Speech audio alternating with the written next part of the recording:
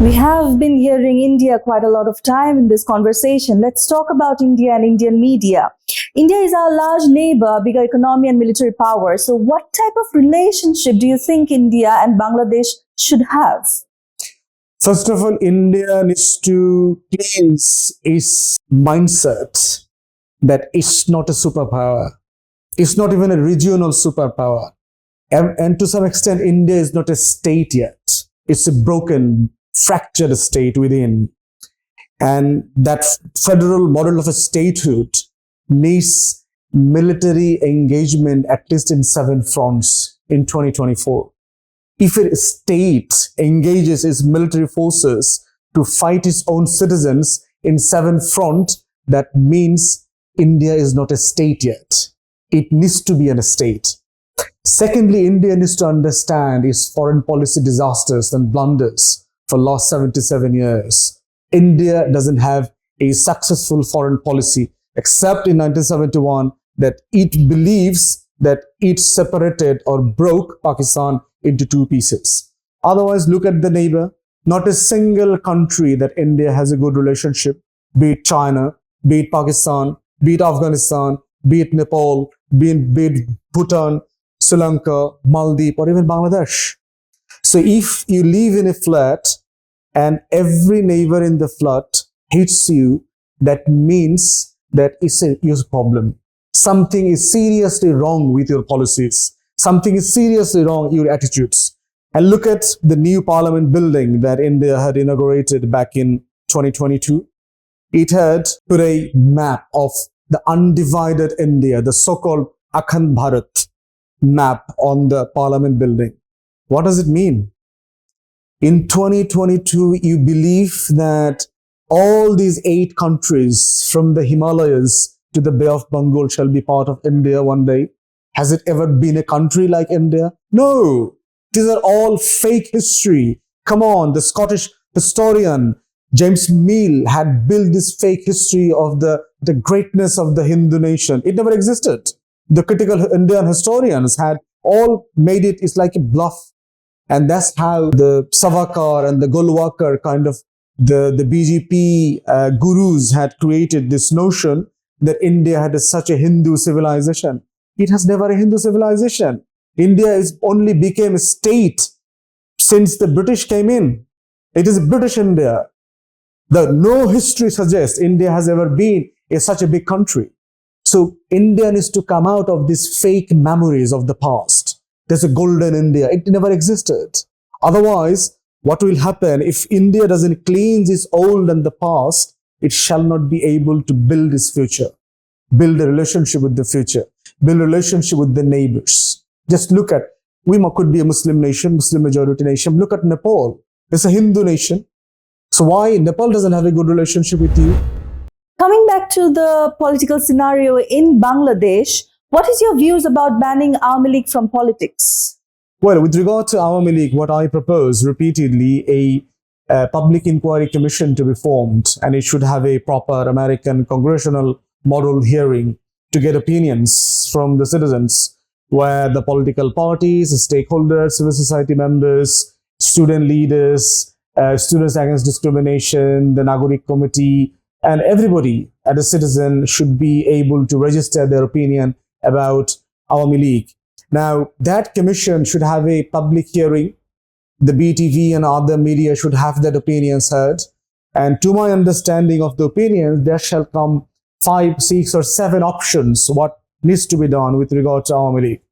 One is about, it could be an option that we as a nation take a view that it should be banned outright. Awami League, Jatiyo Party, and other 14-party alliance, like the Nazis and the fascists, were banned in Germany and Italy after the Second World War.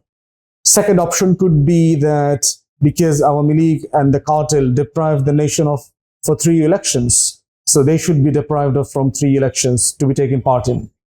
Third option could be at the International Crimes Tribunal, Hasina and her gang masters and the gang members are being tried at the moment. So the ICT can make an opinion on the principal offenders, their party portfolio, and the party itself. What should be the punishment of the party? There can be a judgment from those judges.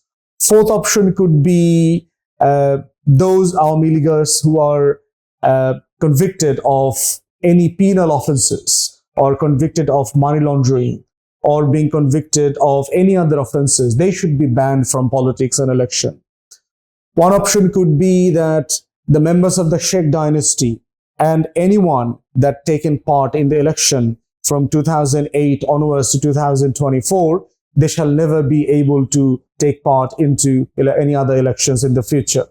There shall have come a very fresh blood kind of from the leadership and from the grassroots who doesn't have any allegiance or any contribution to the genocide and human rights violations for any time during the last 16 years. So these are the options that can come out from that commission. Then with that commission propositions, there can be a referendum to the people that what should be the fate of Awami League, option A, B, C, D, E, F, and let's see how the people decides over it. So I really want to have a decision on a consensus basis because it's a historic decision. It's 2024.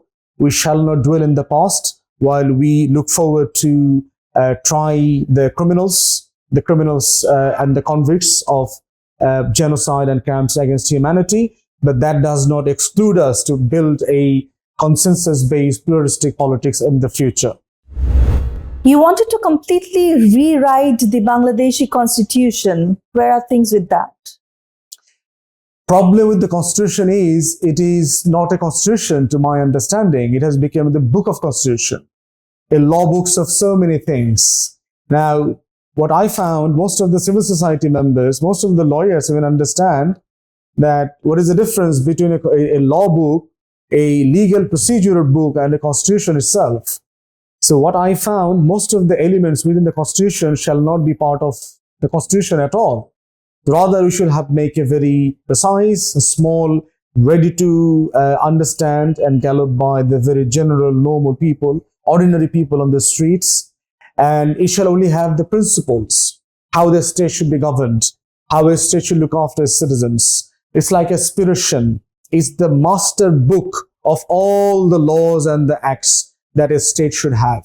So that's why what I am proposing, we shall have this constitution dusted and have a new constitution very small and precise, and also have the procedural laws and how a prime minister should be elected, how the president should be elected, how the chief justice of the election commission should be formed. These are the kind of things that should be given to separate act of the parliament, and that's they should decide the procedure of it. So, and the second thing about the 1972 constitution, it never had any mandate from the people. Who was the member of the Constituent Assembly? The people elected in 1970 election to safeguard Pakistan and the Constitution of Pakistan suddenly became member of a Constituent Assembly to draft a constitution of an independent Bangladesh. That's a contradiction in itself. Now, problem is even further, that draft constitution never went to the people for a mandate. Now, you never had an elected government before that. So at least the constitution should have gone to the people to seek a mandate, whether they approve of this constitution or not. Even the 1973 election, which held in March somewhere, Awami League and the other political parties didn't have any manifesto commitments that to seek an opinions from the people about the constitution. So with regard to the mandate, with regard to the contents of it, with regard to the contradictory provisions with the constitution, it's just a caricature. It just say contradictions of in itself. So that's why what I propose, we should have a proper, thoughtful, revised constitution. It shall be easy to understand and should be in Bangla as well. So people really can understand what does it mean. Certainly shall be translated into other languages. That's not a problem. And like at which stage is it, this thing? The rewriting of the Bangladeshi constitution, where are things at with it right now? I think at the moment, the Constitution Reform Commission is working in progress. They should give an opinion soon to the chief advisor. And I understand the chief advisor will then consult with the political parties and other stakeholders to make a decision on it. With regard to the implementation of a new constitution, it shall require many years. It's not an easy thing.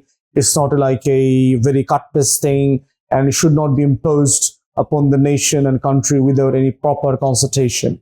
Rather, we should go slowly, steadily, taking everyone on board so the constitution really survives. Lastly, this is our last question for you. That is, let's talk briefly about the state of political reforms in Bangladesh. It's a challenging bit, and I think that's the aspiration of the youths.